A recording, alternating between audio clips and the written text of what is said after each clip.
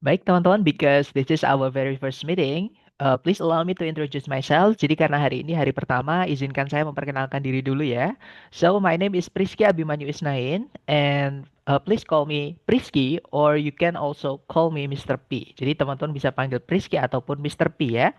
But I don't recommend you to browse my photos on Google using that name. Tapi tidak saya sarankan teman-teman mencari foto saya di Google pakai nama Mr. P ya, karena nanti yang keluar bukan foto saya, teman-teman. And then I've been teaching English for around 10 years or so. Jadi saya sudah mengajar bahasa Inggris kurang lebih 10 tahun, kayaknya lebih ya, teman-teman. And I've been learning too. Jadi saya juga masih belajar juga sejauh ini, teman-teman. Tapi kalau belajar pastinya sejak di sekolah dulu ya, sudah lama, teman-teman. But I started teaching TOEFL since what is that? The threshold of pandemic. Ya, jadi saya baru ngajar TOEFL itu ketika pandemi uh, mulai, teman-teman. Ketika pandemi datang seperti itu. Jadi saya juga masih belajar. Jadi di sini hilangkan persepsi kalau di sini ada guru dan murid ya, teman-teman. Di sini kita sama-sama belajar, kita sharing saja, oke? Kemudian, what is that? I'm from Pare. Maybe you're familiar with Pare. Teman-teman mungkin ada yang familiar dengan Pare. It's also called Kampu Inggris. Jadi kadang orang kenal Pare dengan nama Kampu Inggris ya, teman-teman. So I'm from there. I'm from here ya. Maksud saya di Kampu Inggris itu seperti itu. Yeah, I think that's all about me. Nothing interesting, right? Now let's go on. Kita lanjut teman-teman ke perkenalan terhadap TOEFL. Jadi selain saya ingin memperkenalkan diri saya sendiri, saya juga ingin memperkenalkan ke teman-teman yaitu TOEFL. Lebih tepatnya yang TOEFL ITP ya, teman-teman. Nah, jadi I'm sorry guys, it's too bright maybe in some of you. Jadi kalau teman-teman layarnya terlalu terang mungkin bisa di ini ya, bisa di apa namanya brightness-nya bisa disesuaikan seperti itu. Jadi saya mohon maaf. Oke, saya lanjut. Jadi TOEFL itu apa sih? Karena kita kan nanti belajar TOEFL ya, maka teman-teman perlu tahu apa sih TOEFL itu.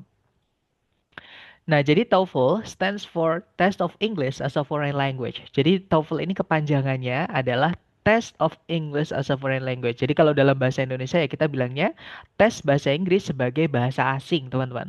Karena di Indonesia bahasa Inggris itu dianggap sebagai masih sebagai bahasa asing. Nah, mungkin buat teman-teman yang ngambil jurusan bahasa pasti sudah tahu ya kalau bahasa Inggris salah satu bahasa asing. Tapi kalau pembagian bahasa juga pasti teman-teman juga sudah tahu yang ngambil kelas bahasa. Tapi buat teman-teman yang mungkin nggak paham apa itu bahasa bahasa asing ya maksud saya. Nah, jadi bahasa itu sesuai penggunaannya ya teman-teman dibagi menjadi tiga. Nah, kalau di Indonesia bahasa pertama kita itu adalah bahasa tradisional atau bahasa daerah. For example, sama Javanese. I speak Javanese. Jadi karena saya orang Jawa ya, teman-teman saya ngomong bahasa Jawa seperti itu. Nah, itu bahasa pertama atau biasa disebut dengan mother tongue. Seperti itu. Kemudian ada juga second language. Jadi second language itu adalah bahasa kedua atau bahasa pemersatu kita. Jadi walaupun kita dari tempat yang berbeda, saya yakin teman-teman ada yang dari mungkin Jakarta, mungkin ada juga dari Sumatera, ada juga Kalimantan, Papua, Bali, eh, Sulawesi dan lain-lain. Nah, mungkin kalau saya pakai bahasa Jawa, teman-teman nggak bisa paham. Nah, tapi kalau saya pakai bahasa Indonesia, teman-teman bisa memahami seperti itu. Nah, itu yang disebut dengan bahasa kedua atau second language, bahasa nasional kita, teman-teman. Nah, selain bahasa pertama atau mother tongue dan juga bahasa kedua atau national language tadi ya, itu kita punya foreign languages. Jadi kita punya bahasa-bahasa asing. Misalnya teman-teman ada yang belajar di pondok, mungkin belajar bahasa Arab. Nah, kan nggak mungkin ya kita ketemu orang asing sama Indonesia tiba-tiba kita ngomong bahasa Arab kan belum tentu orang yang kita ajak ngomong paham gitu ya, teman-teman. Mungkin teman-teman ada yang suka anime. Ya, itu belajar bahasa Jepang dari situ. Nah, tapi kita nggak mungkin tiba-tiba ketemu orang Indonesia nggak kita kenal tiba-tiba ngomong bahasa Jepang kan jadi awkward nanti ya teman-teman. Mungkin teman-teman ada yang suka apa namanya K-drama ya kalau nggak salah teman K-pop gitu-gitu. Nah, mungkin teman-teman suka itu akhirnya belajar bahasa Korea seperti itu Hangul ya teman-teman. Nah, apa namanya? Nah, kita juga nggak bisa ketemu sama orang sesama Indonesia ya, yang kita baru kenal, tiba-tiba ngomong bahasa Korea, belum tentu dia paham seperti itu. Malah yang ada kita ditertawain nanti seperti itu. Jadi, itu disebut dengan bahasa asing. Oke? Nah, salah satu bahasa asing adalah bahasa Inggris, dan tesnya salah satunya namanya adalah TOEFL ini. Dan TOEFL ini perlu teman-teman ketahui, yang bikin bukan orang Indonesia, bukan milik Indonesia ya, TOEFL ini teman-teman. Jadi TOEFL ini lembaga pembuatnya namanya adalah ETS ya, atau Educational Testing Service, yang sudah ada sejak 1964. Dan TOEFL ini produk andalan mereka, teman-teman. Dan perlu teman ketahui bahwa ETS ini letaknya ada di New Jersey, Amerika Serikat. Jadi bisa dibilang TOEFL ini buatan Amerika, ya teman-teman. Nah, selain TOEFL ada banyak ya tes bahasa Inggris, misalnya teman-teman ada yang pernah dengar Duolingo mungkin, ada pernah dengar IELTS, ya, ada juga pernah mungkin British Council dan lain-lain. Itu juga banyak teman-teman tes-tes bahasa Inggris seperti itu. Nah, kita nanti fokusnya di TOEFL ya.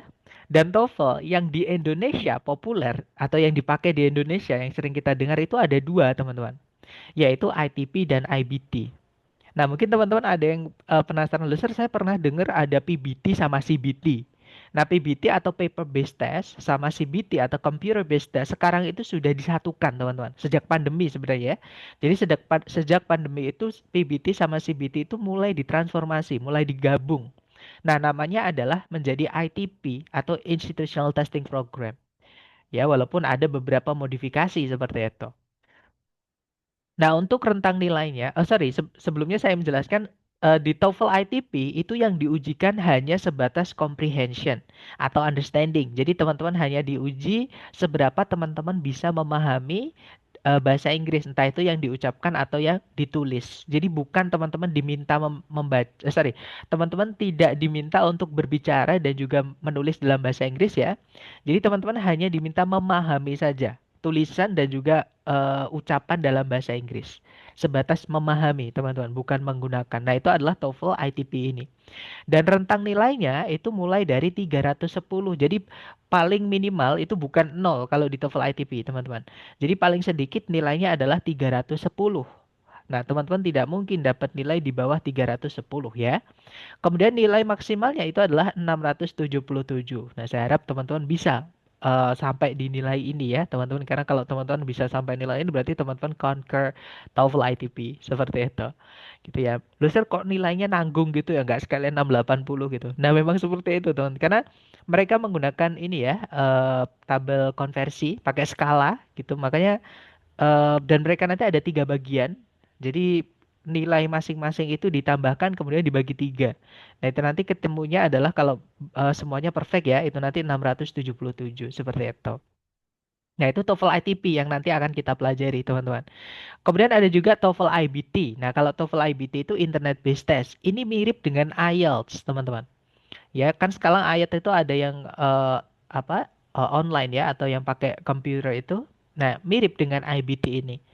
Nah, cuman kalau teman-teman disarankan apakah ngambil IBT atau IELTS, saya sarankan sekalian IELTS saja. Lebih diakui di mana-mana, teman-teman.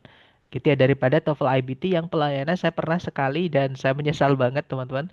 Dan saya nggak akan ulangi lagi. Jadi pengalaman gak enak mengambil TOEFL IBT. Jadi tidak disarankan ya mengambil IBT ini. Daripada habis uang 3,2 juta atau mungkin sekarang sudah lebih ya ngikutin kurs dolar, teman-teman. Jadi terus terbuang, teman-teman nggak jadi tes kayak saya dulu seperti itu. Nah, kemudian rentang nilainya teman-teman itu nanti di TOEFL IBT ini sorry 0 sampai 120. Nah, tapi sekarang sudah ada pembaruan, teman-teman. Kalau nggak salah mulai tahun 2026 awal kemarin atau tahun 2025 pertengahan, saya lupa. Itu ada perubahan skala nilainya itu atau rentang nilainya itu mulai 1 sampai 6. Jadi cuma 6 saja, bukan lagi 0 sampai 120 seperti itu. Dan yang diujikan di IBT sama dengan IELTS ya, yaitu full teman-teman atau holistik, menyeluruh ya. Mulai dari skill itu kemampuan teman-teman menggunakan bahasa Inggris dalam komunikasi ya, entah itu yang tertulis atau lisan seperti itu. Nah, kalau master itu penguasaan. Jadi seberapa teman-teman menguasai vocab-vocab atau kosakata dalam bahasa Inggris yang teman-teman gunakan atau grammarnya. Jadi grammar akurasinya. Itu apakah teman-teman bisa 100% atau ada yang miss misalnya. Nah, itu masterinya ya. Jadi penguasaan. Oke, nah jadi sekali lagi ada dua jenis TOEFL yang dipakai di Indonesia. Sebenarnya TOEFL ini jenisnya banyak, teman-teman. Cuman yang di Indonesia dipakai ada dua ini, seperti itu. Dan TOEFL sekali lagi mengalami transformasi-transformasi gitu ya, teman-teman. Nah, yang akan kita pelajari nanti adalah TOEFL yang ITP. Oke. Nah, TOEFL ITP ini karena yang diujikan hanya sebatas pemahaman atau comprehension ya, otomatis ada strategi cepat dan tepat mengerjakan, teman-teman. Ya, jadi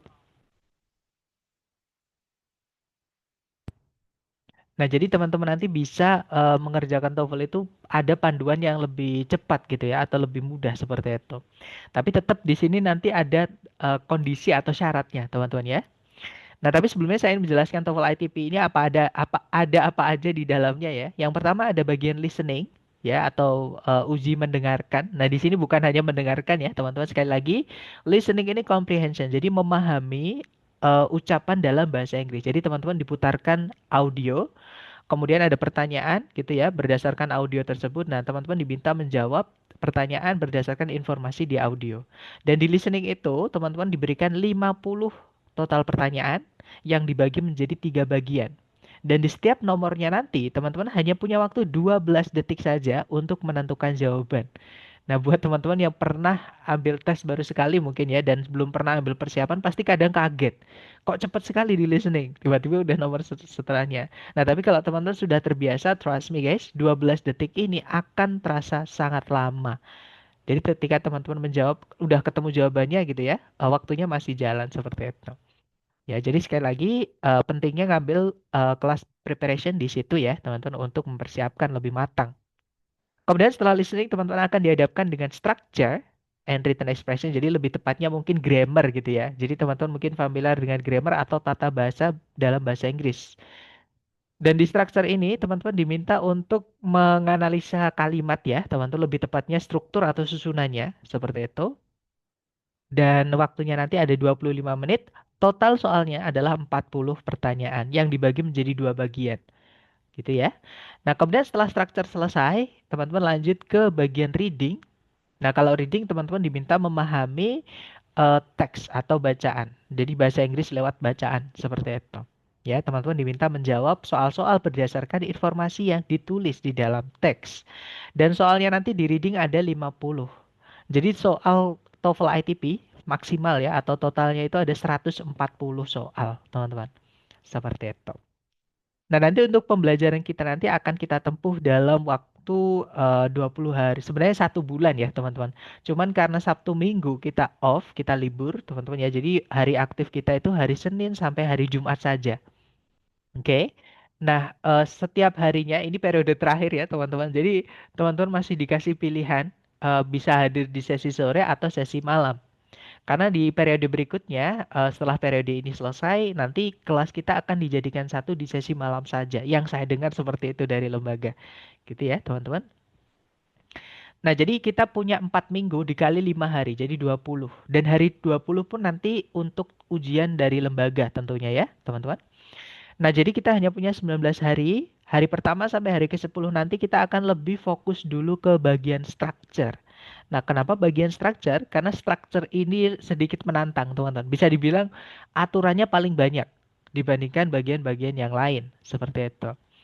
Nah, tapi tenang aja, teman-teman. Ini yang saya pakai adalah cara yang jadi yang saya berikan ke teman-teman ini adalah cara yang saya pakai ketika saya tes. Dan for your information, teman-teman, setiap bulan saya mengambil tes TOEFL ITP. Jadi saya masih tes terus setiap bulan untuk mengecek ada perubahan apa dan kadang saya juga merasakan belajar lebih enak itu ketika tes. Tapi ya harus mengeluarkan biaya yang lumayan ya, teman-teman. Kan sekali tes TOEFL ITP itu paling murah adalah 550.000. Seperti itu. Nah, jadi di structure nanti kita tempuh dalam waktu 10 hari. Sebenarnya ini satu cara yang saya pakai, teman-teman. Karena, tapi nggak mungkin saya langsung jabarkan satu cara yang panjang ya. Jadi ini saya pecah-pecah. Jadi dari bagian yang paling penting, dari bagian pertama ini yang paling penting atau fundamental ya semakin ke bawah atau semakin ke belakang itu nanti semakin opsional. Artinya di dalam kalimat kadang ada, kadang tidak. Nah, tapi kalau di yang pertama, subjek predikat ini yang akan kita pelajari hari ini adalah bagian terpenting dari kalimat. Jadi kalimat wajib ada dua ini, teman-teman. Seperti itu. Gitu ya. Nanti setelah 10 bab ini selesai, kita akan lanjut ke bagian listening. Nah, listening ini sebenarnya ada 3 hari ya, teman-teman. Hari pertama kita akan belajar part A, namanya short dialogue atau short conversations. Kemudian hari ke-12 kita belajar part B, long dialogue atau long conversations ya, atau extended conversations.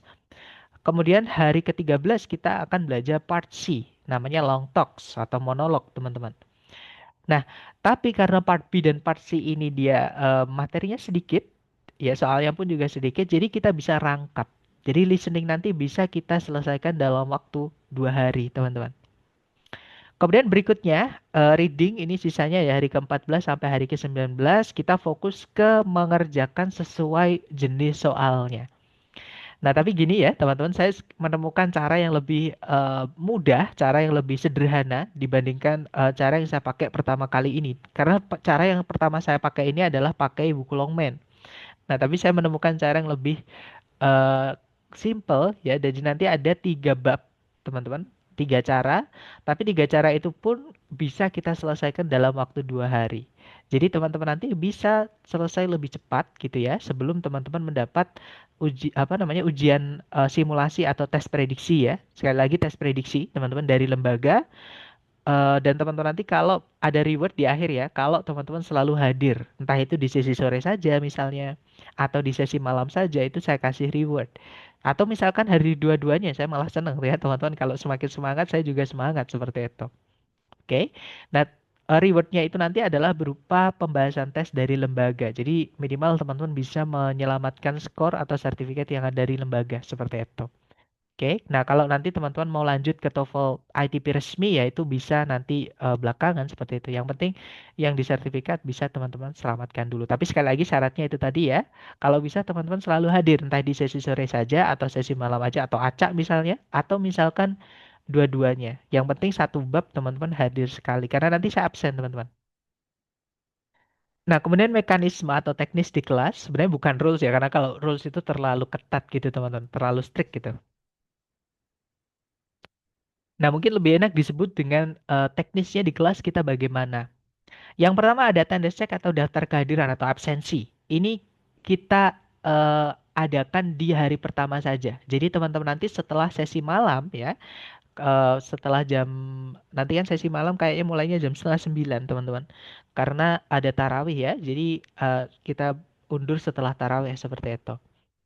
Nah, biasanya setengah 9, kemudian nanti setelah kelas malam selesai, nanti akan saya kirimkan absensinya. Mohon diisi ya, teman-teman, sesuai informasi yang teman-teman miliki. Misalnya nama Zoom itu penting. Jadi yang saya pakai absensi mulai hari kedua dan sisanya nanti adalah nama Zoom.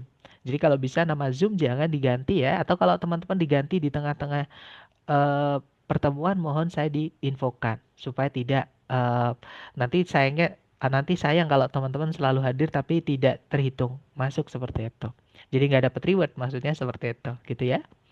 Kemudian yang kedua, kalau teman-teman ada pertanyaan karena ini kan sesi besar ya, teman-teman artinya ada lebih dari 10 orang gitu.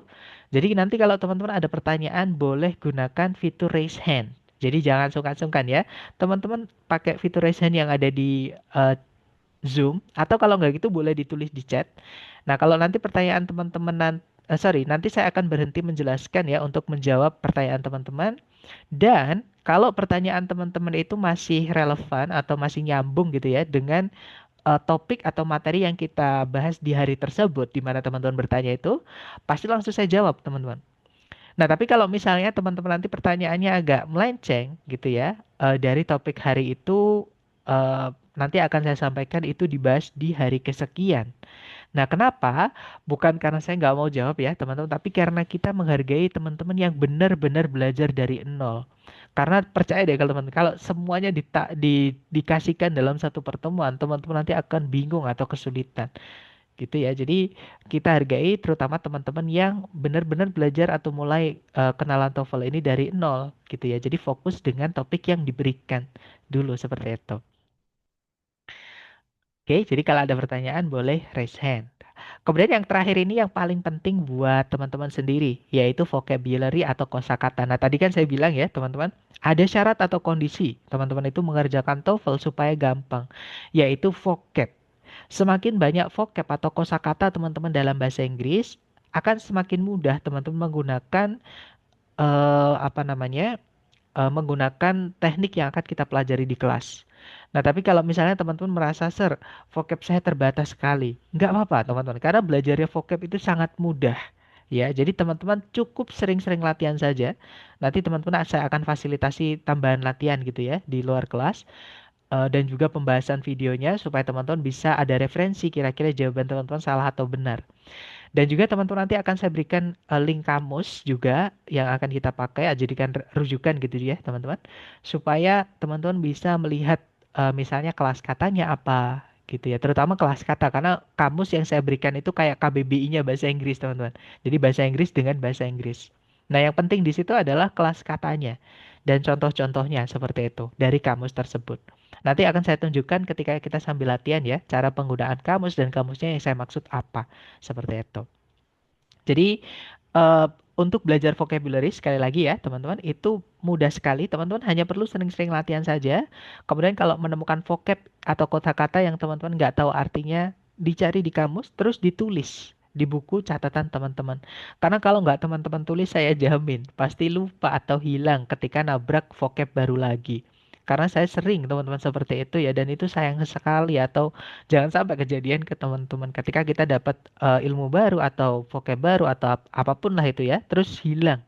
Itu sayang sekali. Jadi supaya tidak hilang, kalau lupa kan wajar ya teman-teman. Tapi kalau lupa terus kita catat kan udah ada ini ya, udah ada apa namanya, udah ada catatannya. Jadi tinggal dibuka lagi.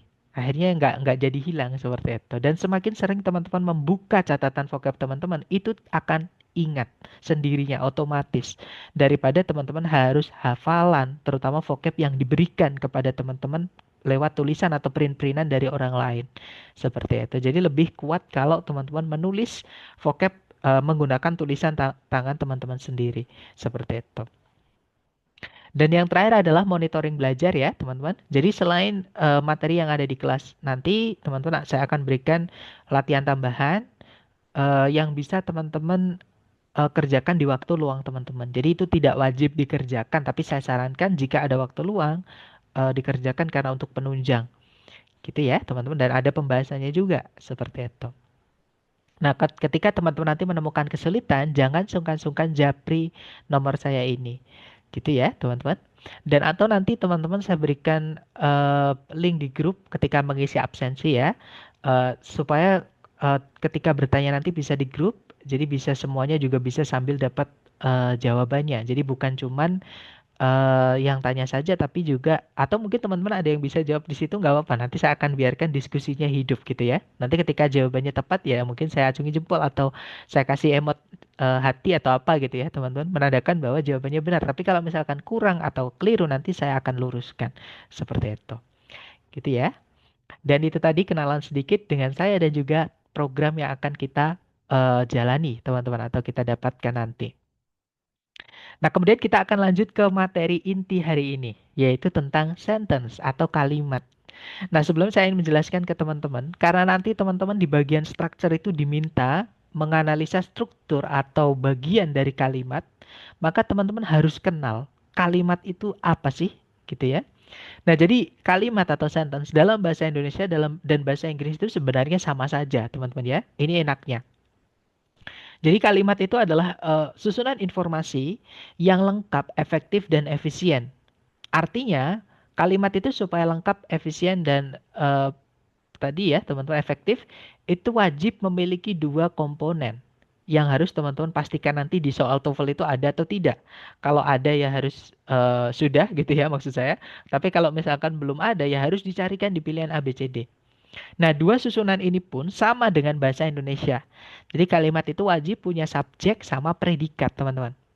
Urutannya pun juga sama dalam bahasa Inggris ya. Subjeknya dulu baru predikat. Nah, pengertian subjek itu apa sih? Subjek itu adalah apa atau siapa yang ingin kita jadikan topik pembicaraan. Jadi ketika kita memberikan informasi ke seseorang, itu kan ada yang kita bahas, teman-teman. Nah, itu namanya subjek. Dan biasanya umumnya letaknya di depan, seperti itu. Contoh nih, misalkan saya bilang, kucing saya menghilang selama 6 hari. Nah, berarti saya ingin menceritakan ke teman-teman tentang kucing saya. Ya, berarti itulah yang disebut dengan subjek. Subjeknya berarti kucing saya tadi, teman-teman. Kemudian contoh lagi nih, misalkan saya bilang, saya cinta roti, misalnya. Saya cinta musik, misalnya. I love music. Nah, berarti saya ingin menceritakan ke teman-teman tentang diri saya sendiri yang mencintai musik atau menyukai musik. Seperti itu. Nah, itu adalah subjek, gitu ya. Kemudian subjek ini cara mengenalinya di soal structure TOEFL gampang, teman-teman. Dengan mengenali kelas kata, ya. Jadi semua kata dalam bahasa Inggris itu dikelompokkan menjadi beberapa kelas kata ya, ada 7. Jadi semua kata dalam bahasa Inggris kan banyak sekali ya, teman-teman.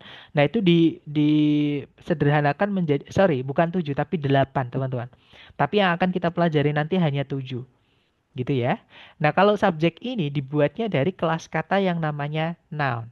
Atau kalau dalam bahasa Indonesia kita bilangnya kata benda. Nah, kata benda itu sederhananya ya benda-benda di sekitar kita, teman-teman. Ya, ciptaan Tuhan, semuanya itu adalah kata benda. Oke, kemanapun kita melihat itu pasti ada kata benda, teman-teman. Misalnya kita lihat ke depan ada laptop, ada handphone, misalnya. Misalkan lagi ada mouse, ada meja, ada tembok, ada rumah. Nah, kita bahkan itu adalah kata benda juga manusia ini. Gitu ya, teman-teman. Nah, contoh misalnya ada bird, burung, water, air, buildings, bangunan-bangunan, river, sungai, forest, hutan, atmosfer, atmosfer, classroom, ruangan kelas, atau misalnya kata benda yang hasil olah konsep manusia, teman-teman. Misalnya adalah keyakinan atau kepercayaan, itu kata benda ya. Misalnya lagi adalah eh, pertemanan, ya. Misalkan lagi adalah kesetiaan. Nah, itu adalah kata benda, tapi dia adalah kata benda yang tidak wujud, gitu ya. Jadi itu konsep seperti itu. Nah, selain kata benda, ada juga subjek itu juga bisa dibuat dari satu kelas kata lagi dalam bahasa Inggris ya, yaitu pronoun atau kata ganti. Nah, kalau kata ganti ini seperti namanya ya, fungsinya itu menggantikan. Nah, menggantikan siapa? Menggantikan noun atau menggantikan benda. Jadi kata benda itu di kalimat bisa kita gantikan, teman-teman. Nah, contoh kata ganti misalnya kita mau bilang dia. Nah, dalam bahasa Inggris bilang dia ada 3 ya.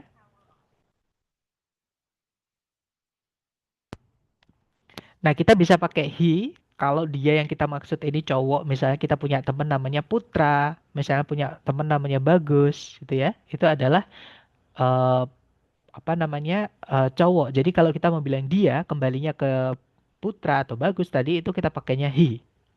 Tapi kalau cewek, misalnya kita punya teman namanya Putri, misalnya Tiwi, gitu ya. Nah, itu kita pakainya she untuk bilang dia. Nah, tapi kalau kita nggak tahu cewek cowoknya, teman-teman. Misalnya kita lihat kucing nih, kucing jarang ke arah kita. Kan kucing itu kan nggak pakai lipstick, nggak pakai anting, nggak pakai rok ya teman-teman. Nah, kita nggak tahu cewek cowoknya. Nah, kita bilangnya it. Kalau kucing itu satu, seperti itu. Jadi untuk bilang dia atau itu kucing kembalinya ya. Atau benda mati misalnya lampu cuma satu itu kita pakainya it. Nah, kalau benda itu banyak jumlahnya atau kita mau bilang mereka, teman-teman ya, kita pakainya they, artinya mereka. Atau those juga bisa diartikan mereka, ya. Ones juga bisa diartikan mereka atau orang-orang atau benda-benda juga bisa, tergantung konteks ya. Ataupun others. Jadi kalau teman-teman melakukan other yang ada tambahan s di akhir tanpa tanda petik ya, jadi langsung s seperti ini. Nah, itu berarti dia adalah kata ganti. Artinya bisa orang-orang lain atau benda-benda lain seperti itu. Nah, jadi sekali lagi subjek itu dibuatnya dari dua kelas kata ya, entah itu kata benda atau kata ganti.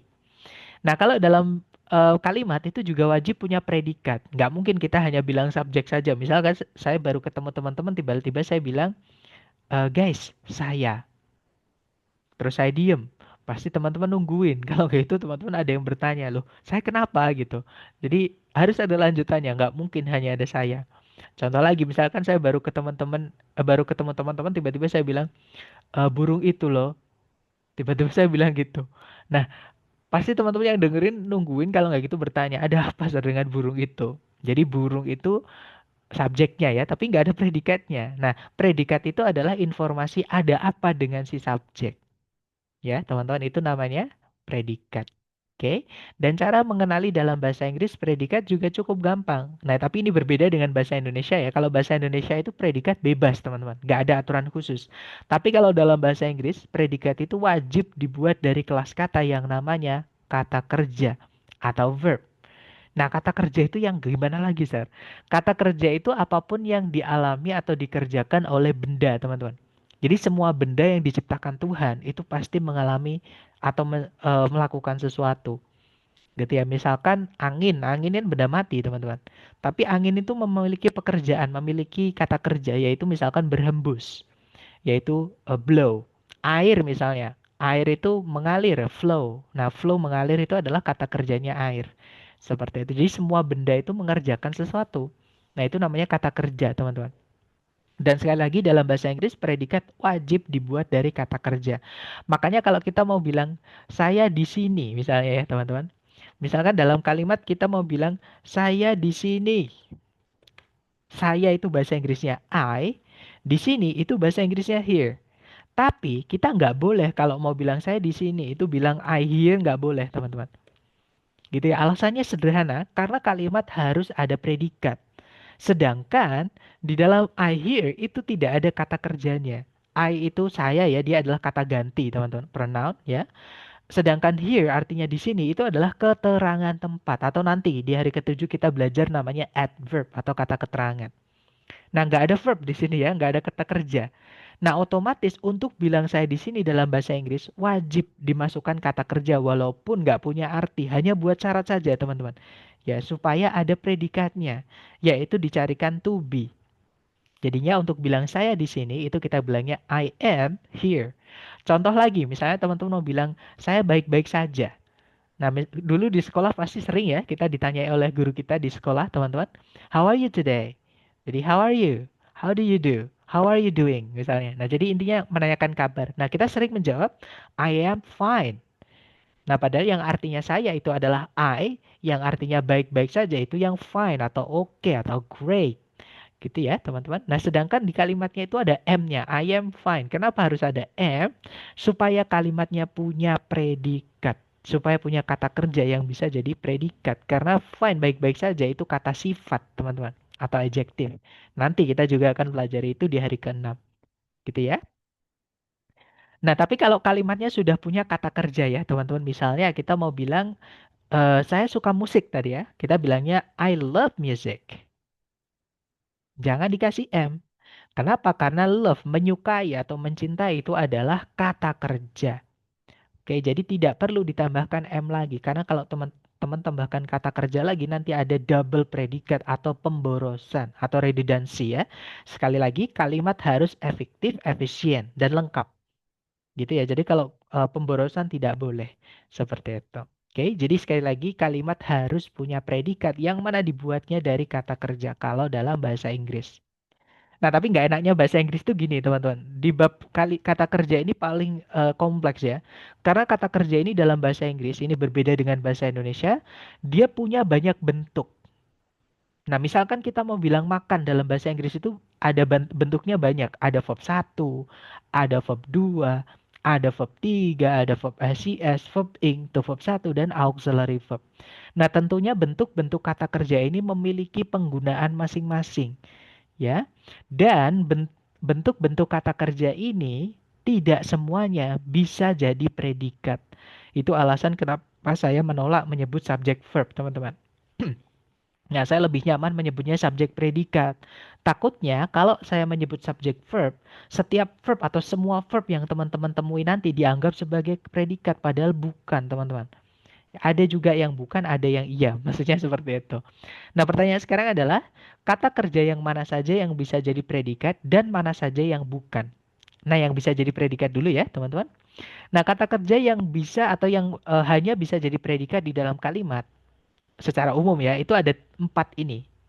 Yang pertama hanya verb satu. Verb satu itu kata kerja dasar, teman-teman. Misalnya kalau makan ya eat, itu ya. Kemudian verb 2 atau sebutannya past verb ya atau past tense. Contohnya kalau kita mau bilang makan ya ate, tulisannya ate, teman-teman.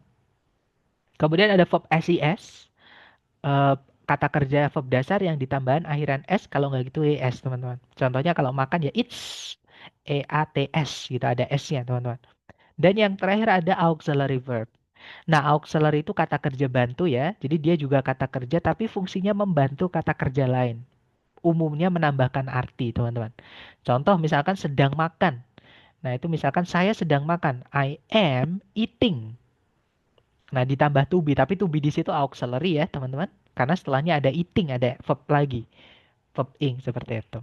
Saya sudah makan. I have eaten. Seperti itu. Gitu ya. Dan kalau teman-teman menemukan ada verb 3 yang berdiri sendiri tanpa auxiliary sebelumnya, kemudian ada verb ing yang berdiri sendiri tanpa auxiliary sebelumnya, dan juga to verb satu itu bukan predikat. Jadi jangan kegocek ya teman-teman. Verb 3, verb ing, sama to verb satu. Walaupun wujudnya verb, di dalam kalimat mereka bukan lagi verb. Tidak lagi dianggap verb. Cuman dibuatnya dari verb. Gitu. Nanti kita sambil jalan akan belajar itu. Gitu ya. Jadi sekali lagi kalau teman-teman menemukan ada verb 3, verb ing sama to verb satu, jangan dianggap sebagai predikat. Gitu ya. Nah, untuk materi kita sampai sebentar, saya lupa menyebutkan auxiliary ini kan istilah ya, teman-teman. Saya ingin menyebutkan contoh-contoh auxiliary atau kata kerja bantu. Nah, kata kerja bantu itu atau auxiliary tadi ya, itu ada 4 keluarga. Yang pertama dari keluarganya do di pojok kiri atas ya, teman-teman, karena nggak muat di bawah. Ada auxiliary do. Nah, keluarganya ada 4, teman-teman, yaitu, sorry, maksud saya 3, yaitu do, kemudian does, kemudian did. Nah, untuk keluarga do ini, kalau verb setelahnya atau kata kerja yang dibantu adalah wajib verb satu atau kata kerja dasar. Kemudian berikutnya ada keluarganya to be. Nah, to be ini lumayan banyak, teman-teman ya. Misalnya ada is, misalnya ada am, misalnya ada are, ada juga was, ada juga were, kemudian ada be, ada been, sama being. Nah, khusus untuk to be itu boleh diikuti 2 jenis kata kerja. Ya, dia boleh diikuti verb ing, teman-teman. Contohnya saya sedang makan tadi ya. Atau dia juga bisa diikuti verb 3. Nah, to be verb 3 nanti materi kita hari ketiga. Oke. Kemudian berikutnya ada keluarganya have. Nah, have di sini bukan artinya memiliki ya. Have di sini artinya sudah atau telah, teman-teman. Keluarganya ada 3, yaitu have, kemudian ada has, dan juga ada had. Sorry, had. Nah, untuk verb yang dibantu adalah verb 3.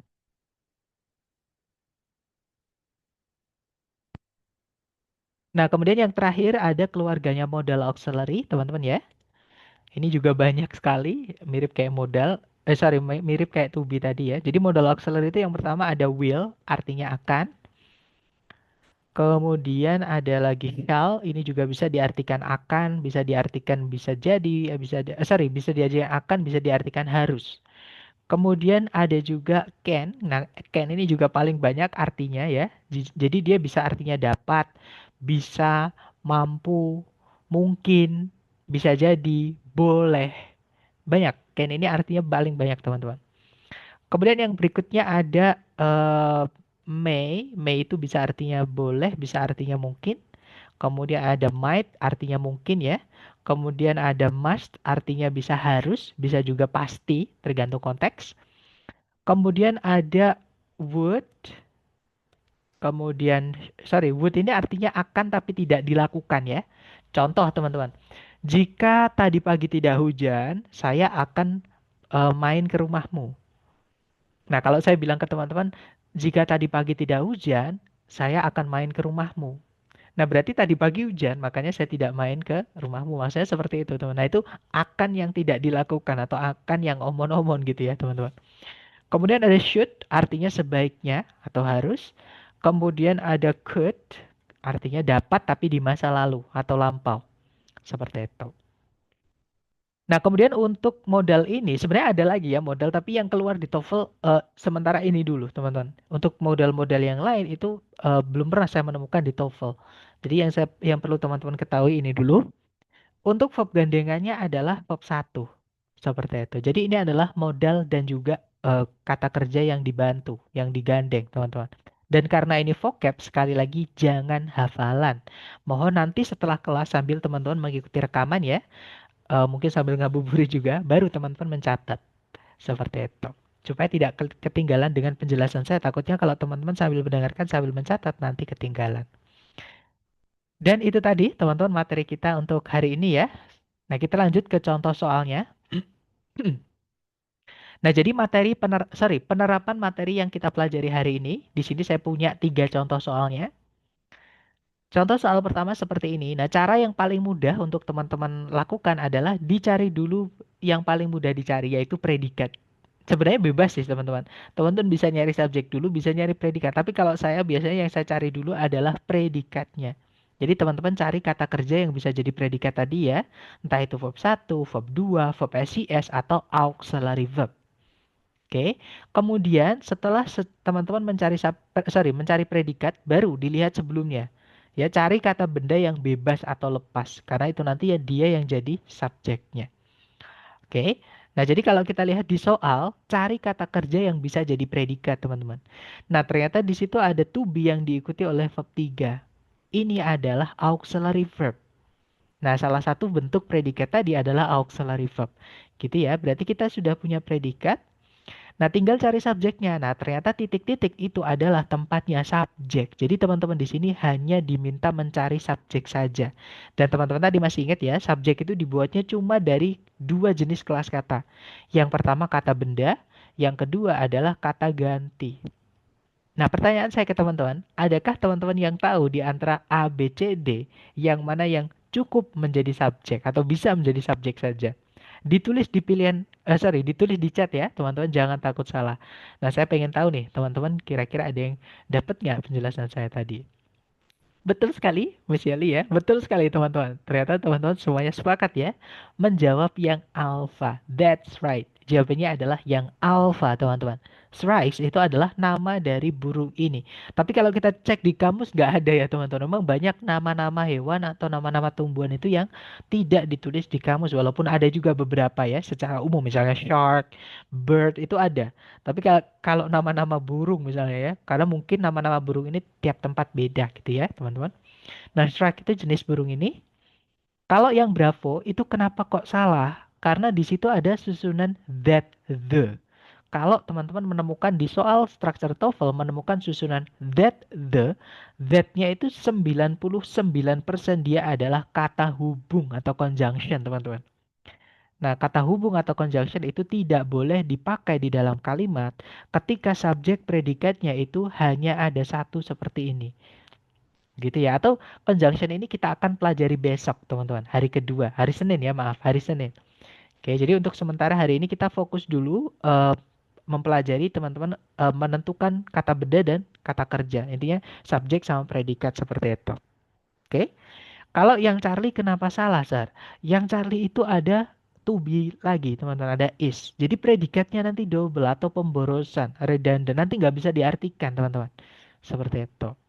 Kalau yang delta sama kayak yang bravo. Kalau teman-teman menemukan 5W1H, ya atau kata tanya di soal structure TOEFL, itu anggap sebagai conjunction atau kata hubung.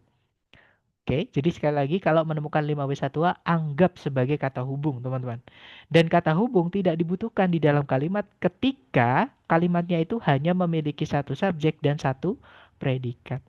Gitu ya. Jadi jawaban yang benar adalah yang alpha. Nanti kalau dibaca, strikes are known to impale their prey on thorns. Jadi burung condet itu dikenal akan menancapkan buruan mereka pada duri-duri pohon. Seperti itu. Oke, good job teman-teman. Contoh berikutnya, caranya sama. Teman-teman cari dulu kata kerja yang bisa jadi predikat di soal. Oke, kalau ditarik dari depan ke belakang, nah di sini nggak ada kata kerja sama sekali ya teman-teman. Berarti di sini teman-teman harus carikan predikat atau kata kerja yang bisa jadi predikat. Nah kemudian kita cek subjeknya, ada nggak subjeknya di situ? Ternyata ada kata benda bakteria ya. Sebelumnya tidak ada preposisi, berarti dia kata benda lepas teman-teman.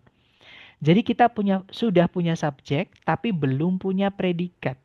Nah, coba teman-teman cek A, B, C, D yang mana yang hanya predikat saja. Saya mau lihat ya jawaban teman-teman. Dan saya lihat semuanya menjawab Charlie. Jadi betul sekali teman-teman. Jawabannya adalah yang Charlie.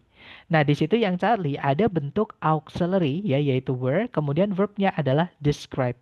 To be diikuti verb 3. Seperti itu. Kalau first itu cuma keterangan teman-teman ya, sama kayak not, sama kayak never, sama kayak always, sama kayak usually. Itu kalau teman-teman hapus nggak apa-apa, diganti teman-temannya nggak apa misalkan not, cuman artinya nanti berubah ya teman-teman. Cuman boleh karena kelas katanya sama, yaitu keterangan. Nah, keterangan itu di dalam kalimat ada boleh, tidak juga nggak apa-apa. Kadang ada pun nyempil-nyempil seperti ini teman-teman. Gitu ya. Jadi jawabannya adalah yang Charlie. Kalau yang alpha, kenapa salah, Zar? Yang alpha itu ada they, itu kata ganti, teman-teman. Sedangkan di soal sudah ada kata benda. Satu saja ya, kalau di subjek sudah pakai kata benda, jangan pakai kata ganti.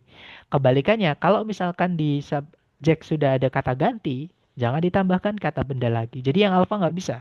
Pemborosan subjek.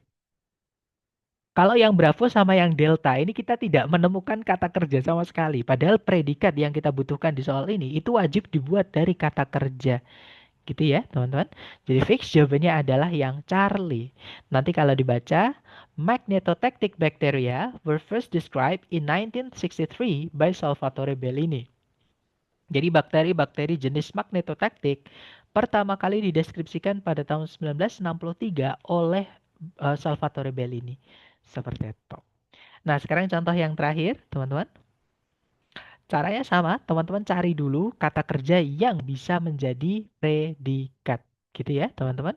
Nah, kalau kita tarik dari depan ke belakang di situ, nah tidak ada kata kerja sama sekali ya, teman-teman. Atau kalau teman-teman ragu nih, misalkan ada nggak kata kerja di dalam kalimat, nah kita bisa pergi ke kamus, teman-teman. Yang nanti saya akan sharing ke teman-teman ya, kamusnya apa. Nah, kita pakai longman, teman-teman. Misalkan teman-teman penasaran dengan kata across. Sir, across itu bukannya kata kerja ya? Nah, kita cek di kamus saja. Kita pastikan, teman-teman.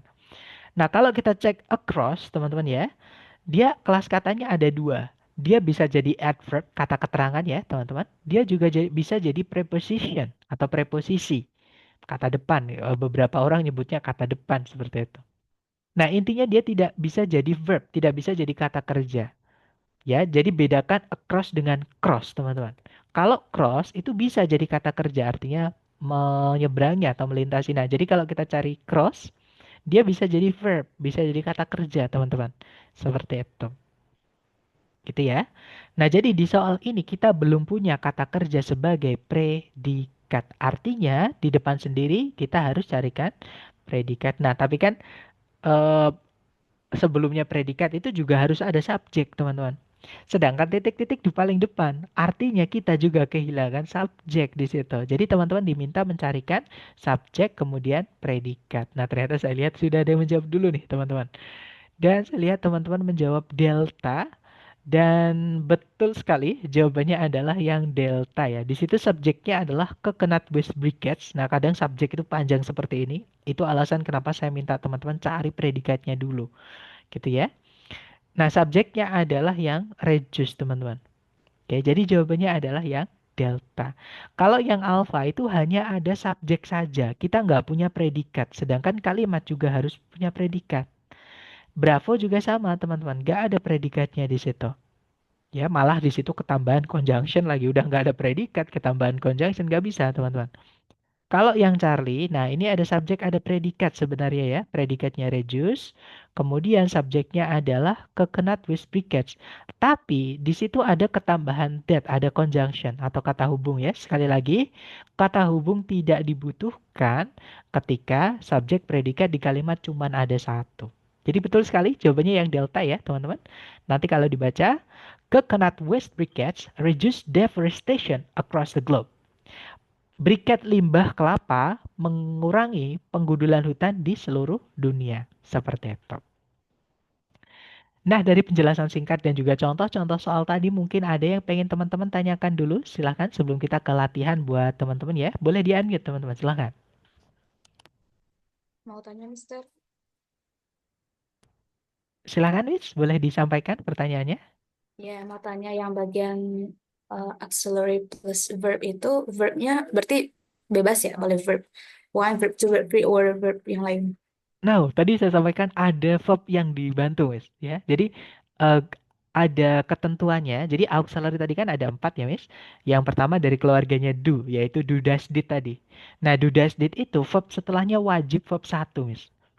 Contohnya, saya tidak tahu. Bahasa Inggrisnya I do not know. Nggak boleh kita bilang I do not knowing. Nggak boleh kita bilang she does not knows. Itu nggak boleh. Jadi she does not know. Balik ke verb satu. Karena kalau ada do, does, did, verbnya harus verb satu. Kemudian berikutnya ada to be. Nah, khusus untuk to be ya, is, am, are, was, were, be, been, dan being tadi, itu boleh diikuti dua jenis kata kerja, Miss. Boleh verb ing, boleh verb tiga. Nah, kalau be verb ing itu sedang. Contohnya saya sedang makan, I am eating.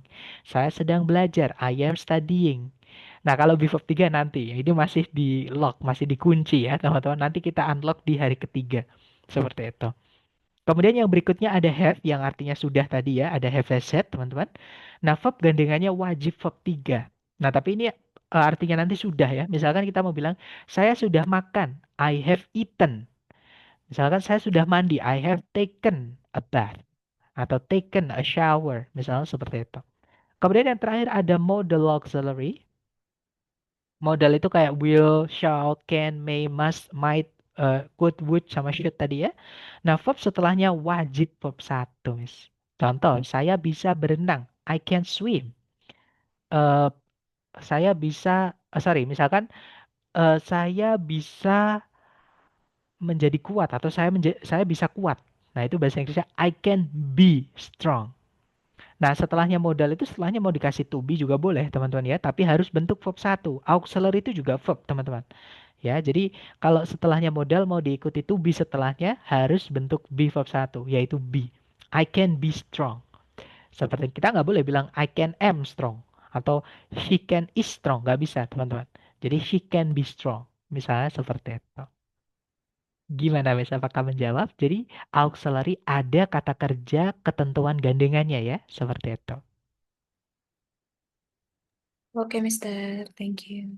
You're welcome, Miss Yeli. Ada pertanyaan juga dari Mister Widianto ya. Izin tanya, Mister, berarti modal itu tidak bisa berdiri sendiri ya? Betul sekali. Kalau modal itu fix, dia nggak boleh berdiri sendiri, teman-teman. Nah, kenapa saya bilang yang modal saja? Apakah yang do, be, sama have itu boleh berdiri sendiri? Jawabannya sama nggak boleh kalau dia auxiliary. Tapi kalau dia ada kata kerja itu yang mirip dengan auxiliary do, be, sama have, teman-teman. Contoh nih, do ini punya kembaran, tapi dia bukan auxiliary ya. Artinya adalah melakukan. Contoh, misalkan saya melakukan bersih-bersih piringnya. I do the dishes, gitu ya. Atau misalkan saya mengerjakan pekerjaan rumah. I do the chores ya. Atau I do homework. Misalnya seperti itu. I do my homework misalnya. Seperti itu. Jadi do di situ itu bukan auxiliary. Kenapa? Karena setelahnya bukan kata kerja, teman-teman. Itu objek. Ya, jadi setelahnya do diikuti objek. Misal bahkan do itu bisa ketemu auxiliary do juga. Misalkan saya tidak melakukan itu. I did not do that. Nah, did yang pertama, did not, itu didnya auxiliary. Nah, setelahnya do-nya itu kata kerjanya, verb satu, teman-teman. Nah, be pun juga seperti itu. Contohnya tadi, saya mau bilang saya baik-baik saja. I am okay. I am fine. Ya kan? Nah, itu M-nya itu bukan auxiliary ya, teman-teman. Itu kata kerja murni. Beda dengan misalkan saya sedang belajar, I am studying. Nah, itu M-nya auxiliary karena setelahnya ada kata kerja yang dibantu. Nah, jadi do, be, sama have ini punya kembaran di kata kerja murni ya. Tapi kalau modal nggak punya, teman-teman. Sebenarnya ada modal itu yang punya, yaitu will. Will itu juga punya kata kerja ya, teman-teman. Selain auxiliary, artinya adalah eh, bersedia. Ya, artinya itu gimana ya? Ikhlas, tapi dia kata kerja, teman-teman. Contohnya lagi adalah atau merelakan ya, merelakan itu will juga bisa. Nah, atau misalnya can. Can itu juga punya kata kerja artinya mengalengi atau menaruh sesuatu pada kaleng. Itu artinya can. Seperti itu. Jadi di sini kita fokusnya di modal. Sorry, maksudnya di auxiliary yang tadi seperti itu. Jadi kalau teman-teman menemukan modal, sebagian besar bisa dibilang hampir semua modal itu eh, fix dia adalah auxiliary murni. Jadi nggak bisa berdiri sendiri tanpa kata kerja setelahnya. Dan tidak bisa dianggap predikat ya. Justru teman-teman, kalau menemukan auxiliary itu dia pasti memulai predikat. Jadi auxiliary itu umumnya ya bisa dibilang 90% lah. Hanya bisa menjelaskan predikat. Nah, ada kondisi nih 10%-nya ya atau mungkin kurang teman-teman. Mungkin 1% lah gitu ya. Ada kondisi bahwa jenis-jenis modal misalnya di being gitu ya, being dia berdiri sendiri. Misalnya ada be verb satu itu nanti di bab namanya subjunctive, tapi di TOEFL kita tidak belajar itu ya. Contoh saja teman-teman, hanya di bab subjunctive itu ada be verb satu tapi dia bukan sebagai predikat. Seperti itu. Jadi Yang saya sampaikan ke teman-teman ini yang perlu teman-teman ketahui di TOEFL saja. Oke. Karena tidak semua grammar dipakai di TOEFL, teman-teman. Seperti itu. Oke, jadi kalau pertanyaannya apakah modal hanya bisa eh sorry, apakah modal tidak bisa berdiri sendiri? Jawabannya betul. Bisa dibilang hampir semua jenis modal tidak bisa berdiri sendiri ya, karena ada kembarannya juga, sama kayak do be sama have tadi, teman-teman. Kemudian, apakah dia tidak bisa dianggap predikat? Nah, kalau misalnya will ada verb setelahnya fix itu predikat, hanya bisa jadi predikat seperti itu. Mister, bagaimana jika ada kalimat the boy will be going to the market? Verbnya apakah will be saja atau will be going? Nah, predikatnya ya, teman-teman. Ada namanya verb phrase, teman-teman. Jadi kadang nanti di hari kelima kita akan belajar phrase, tapi nggak apa, karena ada pertanyaan dari Mister Guru ya. Jadi ada namanya frase, teman-teman. Frase itu gabungan kata yang menempati satu posisi di dalam kalimat. Jadi kalau teman-teman menemukan predikatnya will be going, itu satu predikat, satu bagian. Jadi bisa dibilang itu predikat. Nah, terus berarti will be going ya, Mister, nggak boleh cuma will be saja. Nah, terus menganalisanya bagaimana, Sir? Kok ada dua? Nah, memang auxiliary itu boleh muncul lebih dari satu, nggak apa-apa, teman-teman. Oke, jadi will itu setelahnya verb satu, yaitu be. Itu juga auxiliary, teman-teman, be-nya, will be going itu. Di chat itu ya. Kemudian setelahnya be itu kan setelahnya harus verb ing atau verb 3. Nah, itu makanya pakainya going. Seperti itu. Jadi will be going. Kalau pakai have boleh nggak, Sir? Boleh juga. Will have been. Nah, pakainya been ya, karena have setelahnya harus been, verb 3. Jadi will have been baru going, misalnya seperti itu. Jadi auxiliary boleh muncul lebih dari satu. Urutannya dari modal dulu, kalau ada modal ya. Kemudian kalau ada have, setelahnya modal itu have. Kemudian setelahnya have, kalau ada be, baru verb yang dibantu. Seperti itu. Jadi kalau will be going boleh, will itu auxiliary dari keluarga modal, be itu auxiliary dari keluarganya be juga ya, tapi verb satu karena will harus diikuti verb satu, teman-teman. Dan auxiliary itu juga verb. Oke, cuman dia kata kerja bantu. Jadi verb yang hanya membantu saja. Nah, yang dibantu apa? Yang dibantu going-nya itu. Seperti itu. Karena to be setelahnya wajib verb ing. Seperti itu, Mister Guru. Gimana, Mister? Apakah dapat penjelasan saya? Alright, mungkin ada pertanyaan lagi. Silahkan, teman-teman.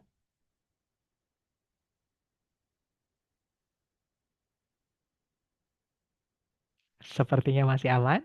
Oke, atau nanti kalau teman-teman ada pertanyaan boleh gunakan raise hand ya. Atau ditulis di chat langsung juga nggak apa-apa, nanti akan saya jelaskan. Sekarang giliran teman-teman mempraktekkan yang sudah kita pelajari tadi ke latihan soal. Dan teman-teman harus tidak boleh takut salah ya, karena kita belajar dan mumpung masih bisa salah. Jadi teman-teman kerjakan sebisanya. Oke, nanti tugas saya adalah menjelaskan jawaban yang mana yang benar dan mana yang salah. Gitu ya. Nah, untuk eh, suaranya mohon izin saya mute kembali supaya tidak ada suara bocor dan teman-teman akan lebih nyaman dan lebih bisa fokus dan konsentrasi untuk mengerjakan latihannya. Silakan, di sini ada satu soal, waktunya 30 detik dimulai dari sekarang. Silakan, teman-teman.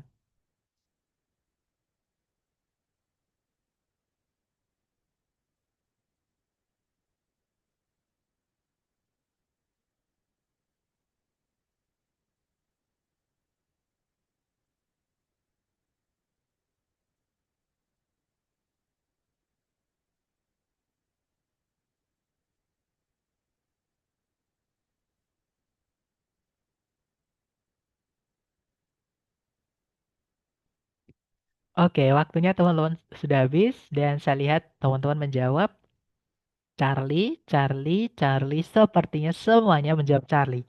Oke, mari kita cek bersama teman-teman ya. Dicari kata kerja sebagai predikat, kalau ditarik dari depan ke belakang sama sekali tidak ada kata kerja yang bisa jadi predikat. Artinya di sini kita juga maksudnya di sini kita butuh predikat ya. Dan perlu teman-teman ketahui, subjek predikat tidak boleh dipisah satu koma. Subjek predikat itu kalau dipisah dua koma malah boleh, teman-teman. Tiga koma boleh, 100 koma pun boleh. Yang nggak boleh hanya dipisah satu koma, itu nggak boleh. Karena kok satu koma itu memisahkan informasi penting dengan informasi yang tidak penting. Sedangkan subjek predikat merupakan dua informasi yang sama-sama penting.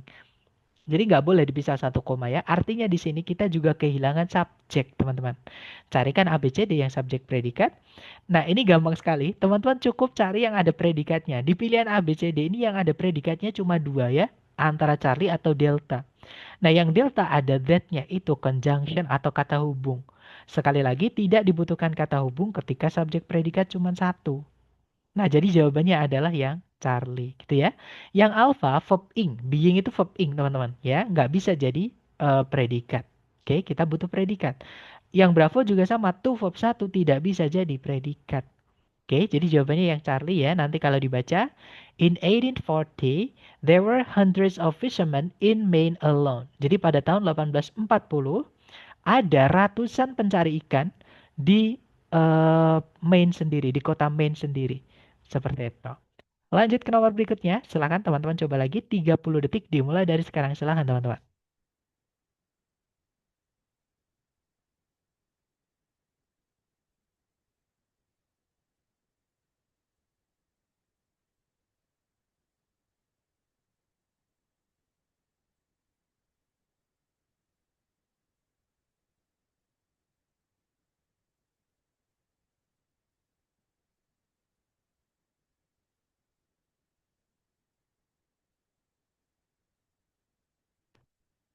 Oke, waktunya habis teman-teman ya. Dan saya lihat teman-teman menjawab alfa, alfa, semuanya menjawab alfa. Mari kita cek.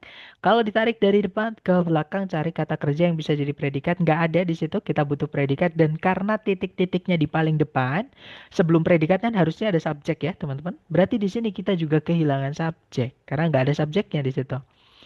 Nah, di pilihan A, B, C, D yang ada predikatnya cuma satu, yaitu yang alpha. Jadi jawabannya yang alpha ya. Nanti kalau dibaca, there are two principal types of waves, transverse and longitudinal. Jadi ada dua jenis utama dari gelombang, yaitu gelombang transverse dan juga gelombang longitudinal. Lanjut lagi ke nomor berikutnya. Silahkan teman-teman, 30 detik dimulai dari sekarang, silahkan.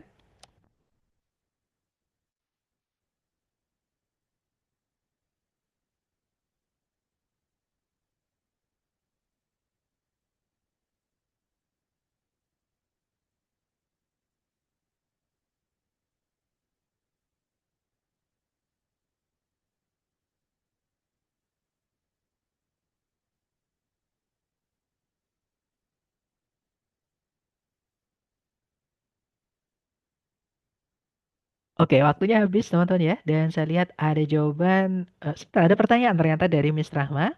Mister, apa jawaban sebaiknya diberikan fitur polling saja? Maksudnya gimana tuh, Miss? Saya nggak paham tuh. Fitur polling itu maksudnya apakah atau yang di WA itu? Kalau yang di WA saya nggak berani ya teman-teman karena WA itu terbatas sekali. Kecuali kalau kita bikin grup sendiri ya, itu nggak apa-apa pakai grup WA. Tapi kalau sistem polling misalkan di Zoom, mohon maaf saya yang kudet ya mungkin teman-teman atau apa namanya nggak bisa seperti itu. Jadi mohon maaf. Jadi yang paling cepat menurut saya ditulis di chat atau kalau misalkan teman-teman mungkin ada yang terganggu gitu ya. Sebentar bisa nggak ya? Mungkin saya batasi ya teman-teman supaya teman-teman hanya bisa mengirimkan ke saya. Coba ya. Eh coba nanti ini kita coba dulu untuk nomor berikutnya. Tapi yang untuk sekarang saya lihat teman-teman menjawab delta, ada juga alpha, ada hanya di WA. Nah, kalau di WA sebenarnya saya bisa sih sepertinya teman-teman, tapi harus ditulis. Jadi kayak agak lama gitu. Apa namanya? Menulis soalnya dulu terus pilihan A, B, C, D-nya. Jadi di Zoom ada fitur polling, Sir. Atau nanti coba saya pelajari ya, teman-teman, fitur polling di Zoom ini bagaimana karena saya baru dengar dan mohon maaf belum belum pernah mencoba. Jadi nanti coba untuk hari kedua akan saya pelajari. Kalau bisa dan praktis, coba kita pakai itu. Gitu ya. Nah, tapi saya lihat teman-teman menjawab alpha atau delta. Mari kita cek ya.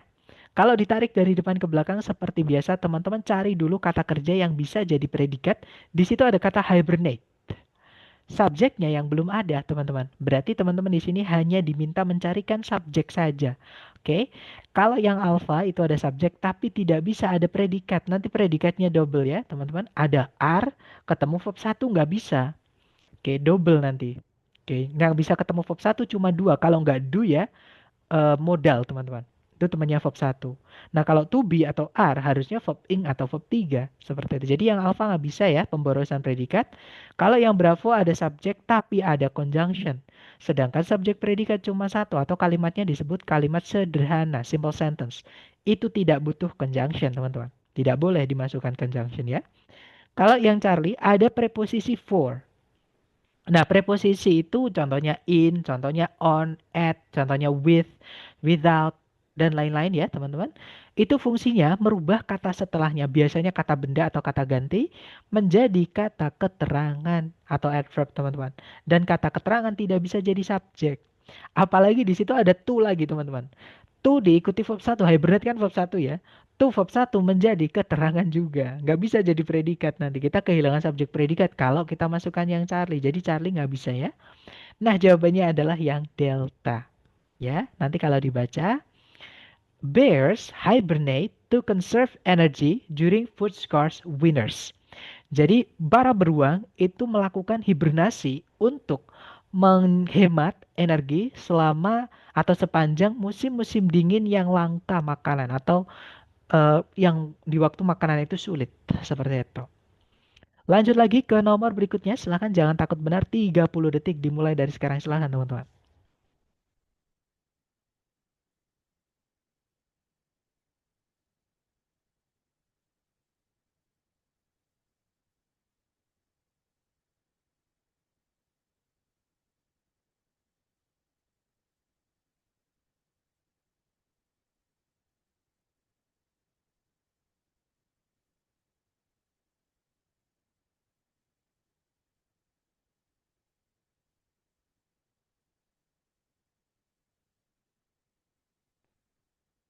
Oke, waktunya habis teman-teman ya. Dan saya lihat teman-teman menjawab sebentar.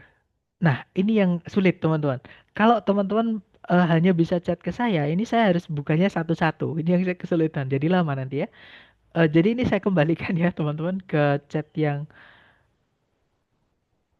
meeting group chat. Jadi teman-teman bisa kirimkan di ini langsung.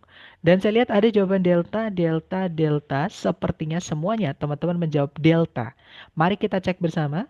Seperti biasa teman-teman cari dulu kata kerja yang bisa jadi predikat ya. Kalau ditarik dari depan ke belakang, nggak ada sama sekali kata kerja yang bisa jadi predikat ya. Dan sekali lagi subjek predikat tidak boleh dipisah satu koma. Jadi kalau sebelum titik-titik cuman ada satu koma ya sudah berarti di sini kita juga kehilangan subjeknya teman-teman. Oke, carikan ABCD yang subjek predikat. Yang alpha, the providing, ada the-nya. Berarti ini kata benda, teman-teman. Oke, kata benda fungsinya jadi subjek. Nah, tapi nggak ada predikatnya. Nggak bisa, kita juga butuh predikat, ya. Kalau yang Bravo ada subjek, nggak ada conjunction. Padahal predikat juga nggak ada. Bravo nggak bisa ya, teman-teman. Kalau yang Charlie, ada subjek, ada predikat, tapi ketambahan 5W1 atau conjunction ya. Jadi kalau teman-teman menemukan 5W1H di soal structure TOEFL, anggap sebagai conjunction. Dan conjunction tidak dibutuhkan ketika subjek predikat cuma ada satu. Kalau yang delta ada subjek, ada predikat. Nah, ketemu jawabannya delta ya. Nanti kalau dibaca, in addition to communication, books provide knowledge, entertainment, and imagination. Selain komunikasi, buku itu memberikan pengetahuan, hiburan, dan juga imajinasi. Itu ya teman-teman. Lanjut ke nomor berikutnya. Silakan teman-teman coba lagi 30 detik dimulai dari sekarang. Silakan teman-teman.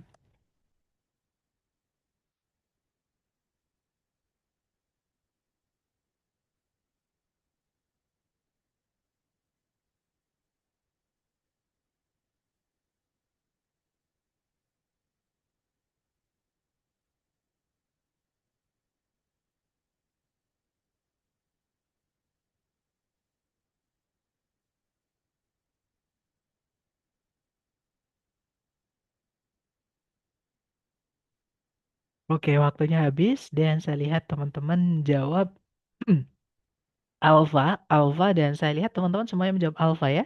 Mari kita cek bersama. Kalau ditarik dari depan ke belakang, cari kata kerja yang bisa jadi predikat. Nah, di situ ada kata consumes, verb PCS ya. Dan verb PCS itu fix hanya bisa jadi predikat, teman-teman. Nah, subjeknya di sini yang belum ada, kita carikan kata benda atau kata gantinya ya. Yang alpha only the female praying mantis. Nah, ada the-nya itu kata benda, teman-teman. Only itu cuma keterangan ya. Boleh hilang, boleh tidak seperti itu. Kalau yang Bravo ada conjunction, padahal subjek predikat cuma satu nggak bisa ya. Kalau yang Charlie sama ada conjunction, padahal subjek predikat cuma satu nggak bisa. Yang Delta juga sama, because itu juga conjunction ya. Malah di sini conjunctionnya dua teman-teman. Nggak bisa ya, kita butuhnya subjek saja. Jadi jawabannya yang alpha, betul sekali.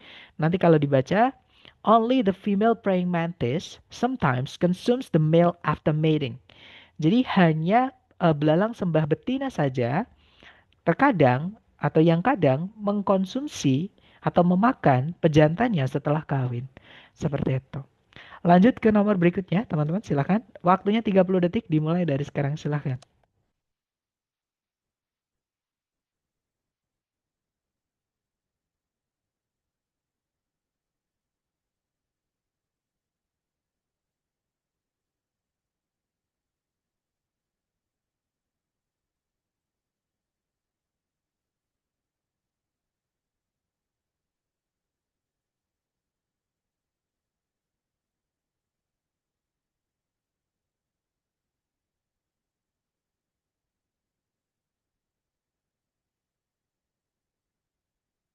Oke, waktunya habis, teman-teman ya. Dan saya lihat ada jawaban alfa, ada juga alfa. Sepertinya semua menjawab alfa. Kita cek. Kalau ditarik dari depan ke belakang, nggak ada kata kerja sama sekali sebagai predikat ya. Subjek juga nggak ada, nggak boleh dipisah satu koma, teman-teman, subjek predikat ya. Nah, berarti betul sekali jawabannya adalah yang alfa, teman-teman. Bravo tidak bisa, nggak ada predikat, ada conjunction lagi, nggak bisa ya. Kalau yang Charlie ada conjunction, padahal SP cuma satu atau subjek predikat cuma satu, nggak bisa. Kalau yang Delta ada subjek tapi tidak ada kata kerja yang bisa jadi predikat. Kita tadi juga butuh predikat. Jadi fix jawabannya yang alfa. Nanti kalau dibaca, during a solar eclipse, the Earth lies in the penumbra of the moon's shadow. Jadi selama gerhana matahari, bumi berada di dalam penumbra dari bayangan bulan. Lanjut lagi ke nomor berikutnya. Silahkan teman-teman. 30 detik dimulai dari sekarang. Silahkan.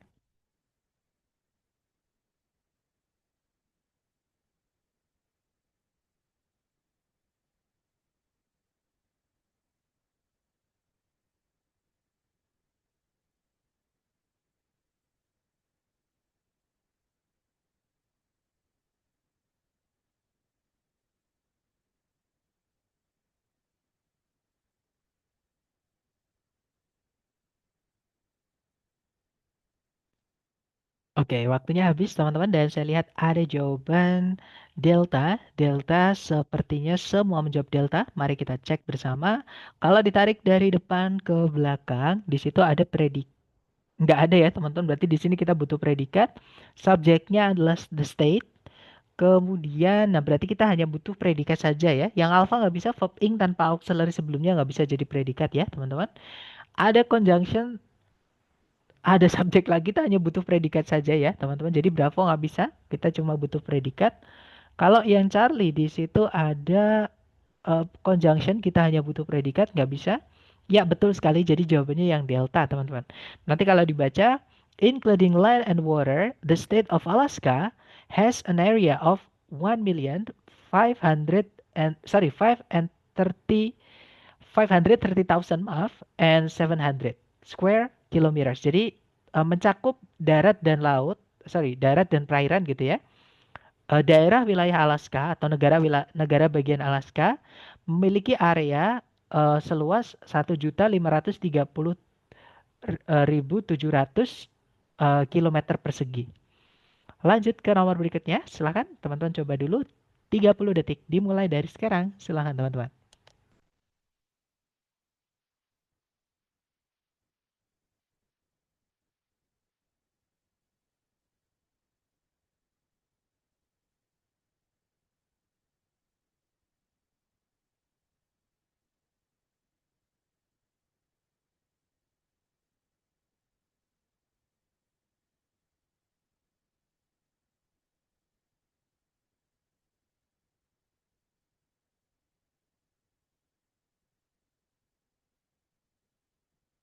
Oke, waktunya habis teman-teman ya. Dan saya lihat ada jawaban Bravo.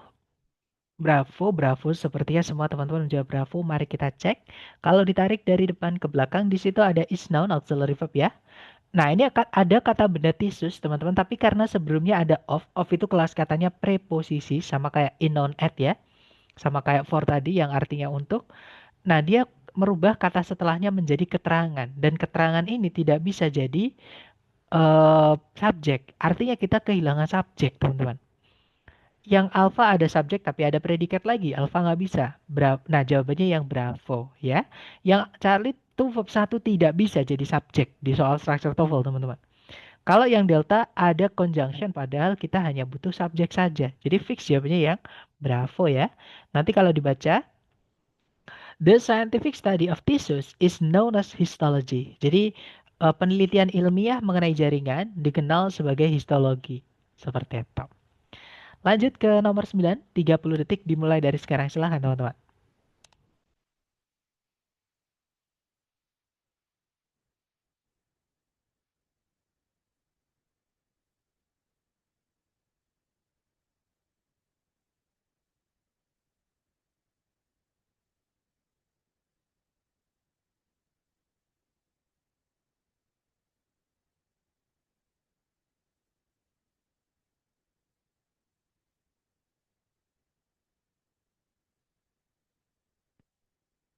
Oke, waktunya sudah habis. Dan saya lihat teman-teman menjawab Bravo. Bravo, semuanya menjawab Bravo ya. Kita cek. Kalau ditarik dari depan ke belakang, di situ tidak ada kata kerja sebagai predikat ya. Berarti di sini kita butuh predikat, teman-teman. Nah, subjeknya di depan sendiri itu ada kata popularitas. Nah, kalau populer itu kata sifat, tapi kalau popularitas, tingkat popularitas itu adalah kata benda, teman-teman ya. Nah, jadi subjek, kita hanya butuh predikat saja. Yang alfa ada subjek lagi, pemborosan. Alfa nggak bisa ya.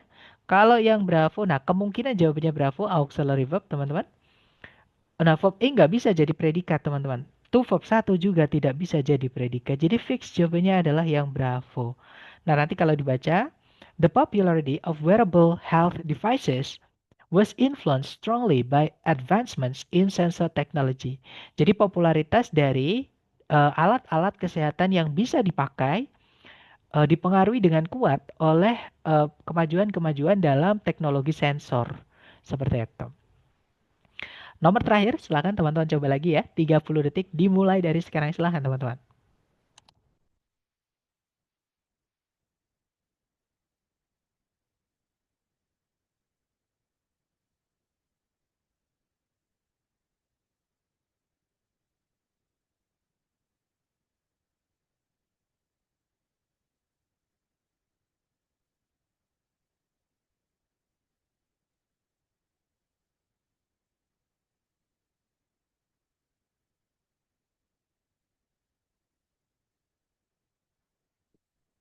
Oke, waktunya habis dan saya lihat teman-teman menjawab Bravo. Bravo, semuanya menjawab Bravo ya. Mari kita cek. Kalau ditarik dari depan ke belakang, cari kata kerja yang bisa jadi predikat tidak ada ya, teman-teman. Berarti di sini kita butuh predikat. Subjeknya adalah bis, lebah ya. Nah, artinya kita hanya butuh predikat saja, teman-teman. Kalau yang alpha verb ing tanpa auxiliary sebelumnya tidak bisa jadi predikat, nah kemungkinan jawabannya yang Bravo, verb satu ya. Kalau yang Charlie ada subjek lagi tidak bisa, kita hanya butuh predikat. Kalau yang Delta tuh verb satu tidak bisa jadi predikat. Nah, jadi jawabannya yang Bravo. Nanti kalau dibaca, bees flap their wings to cool their hives during heat waves. Jadi para lebah itu mengepak-ngepakkan gitu ya sayap mereka untuk mendinginkan sarang mereka selama gelombang panas atau masa musim panas yang berkepanjangan gitu ya, teman-teman.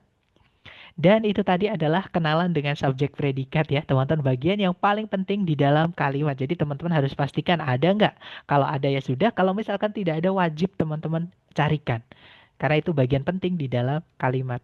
Dan subjek dibuatnya dari kata benda atau kata ganti, sedangkan predikat dibuatnya dari beberapa jenis kata kerja. Ya, lebih tepatnya verb satu, verb SIS, verb 2, dan juga auxiliary verb. Seperti itu. Nah, mungkin ada pertanyaan dulu dari teman-teman. Boleh di-unmute sebelum saya akhiri, teman-teman. Silahkan ya.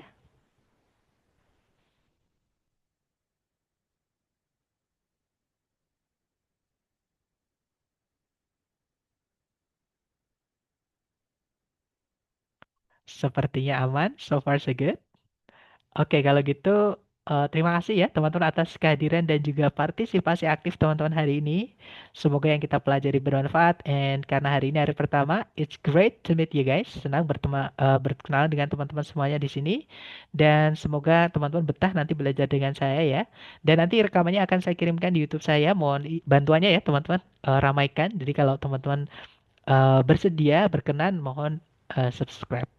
Terima kasih sekali lagi. I'll see you again next time. Telah saya say, Assalamualaikum warahmatullahi wabarakatuh. Have a good one, everyone.